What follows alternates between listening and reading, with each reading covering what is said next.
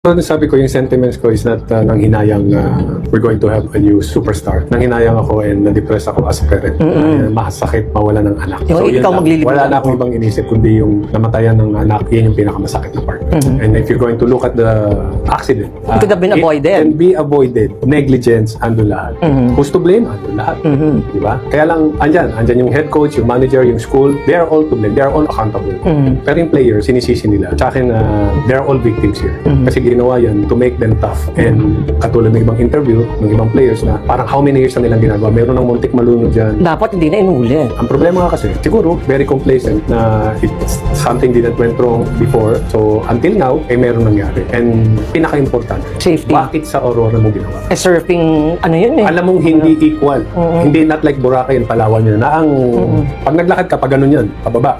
Ito hindi, biglang nawawala. Kaya malakas yung alon kasi nga hindi siya patag na malayo. So biglang bumabagsak dito, kaya yung alon, humahampas yun. So pag humampas, dadaling ka talaga palabas. Kaya lang, di ba, meron yata ang sinasabi ng owner nung resort na meron mga nakapaskill. Na warning. Warning. So, napasaway. So kung ganun lang na gagawin mo yun, just make sure na merong mga standby doon ng mga surfers. Kasi surfers ang sumasagitla. So, di naman sa mga surfer, mga basketball players, di ba? So, nung time mo ba, Bench, meron ka mong extreme training na ganyan? Walang Meron kami anong pinakamatindi na? Meron kami mga hard practice, pero sa court lang. Talagang pinapahirapan kami yung break namin, exactly 1 minute lang. Oo. But your body's built for that naman, di ba? Talagang inaabuso namin yung sarili namin kasi we need to stay the way we're playing during Endurance. the first. Endurance. Yung endurance namin during the first quarter should last till the fourth. And we should play the same way as we're playing during the first half. Ano kayang justification? Ba't kailangan pang ganun yung training ng Ateneo players na may Walang, ang dagat-dagat? makakasagot lang yan is yung head coach at yung school. So bakit pinayagan ka? Buti na lang, UP tayo, UP Diliman. Kasi kung pero naka-blue ako. Parang ang hirap Di bali, marami ka namang kulay. ang hirap mag-Atenista ngayon. Parang piyesta yung school. Kasi pag Atenista ngayon, syempre, kahit pa paano, you're loyal to your school. And yet, syempre, hindi nila kinokondone yung nangyari. Marami, natutuwa rin ako salita na dahil rin. sa iba, ikitan yung faculty nila yung mga parang they don't like what happened. So, sa akin naman is, if you're accountable, you're the head coach, you're the manager, you're the school, dapat nung dinala yung katawan ng bata doon sa nanay niya, dapat andun kay lahat.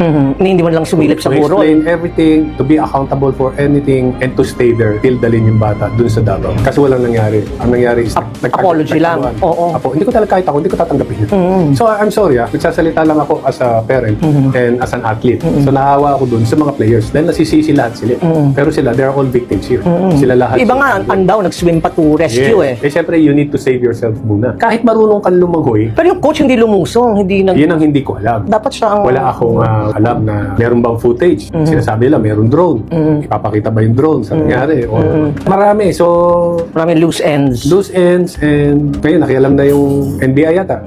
The plot thickens. So, nakialam na sila para malaman talaga yung nangyari saka para mawala naman yung issue sa iba. Alam na natin, parang natatabunan na tuloy yung national issue. Para matabunan. Oo, ng mga nagtatago. At nanalo pa si Alex Ayala. Nako, congrats. Oo, yun. Isang pride of So, Pinoy. at least, di ba?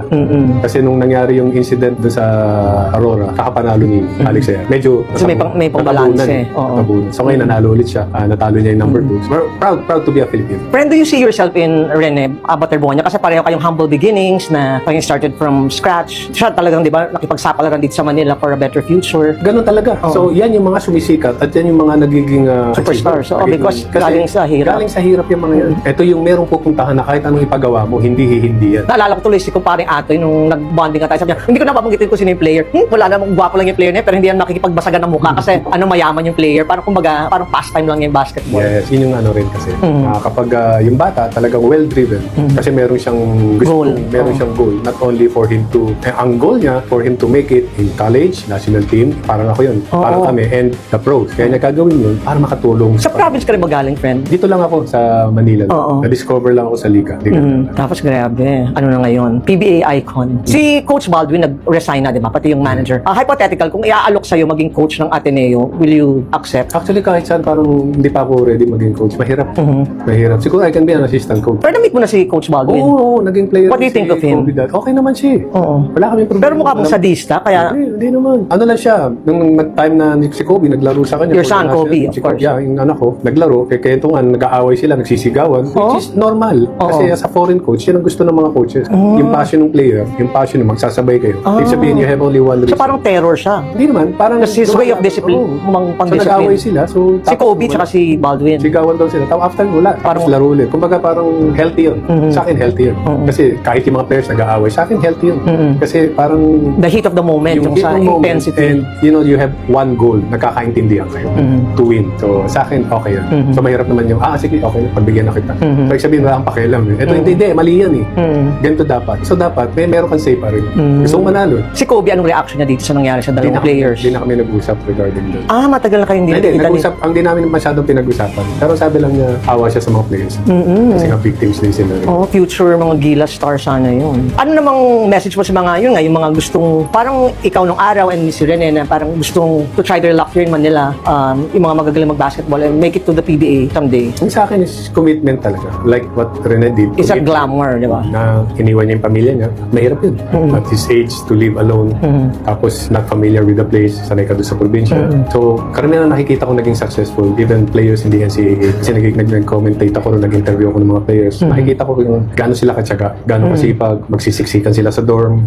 So, sa akin lang is yung commitment. So, lahat ng hirap na yan, may sukli na. So, ano lang, yung commitment mo, yung dedication mo, hard work, tuloy-tuloy lang yan. And the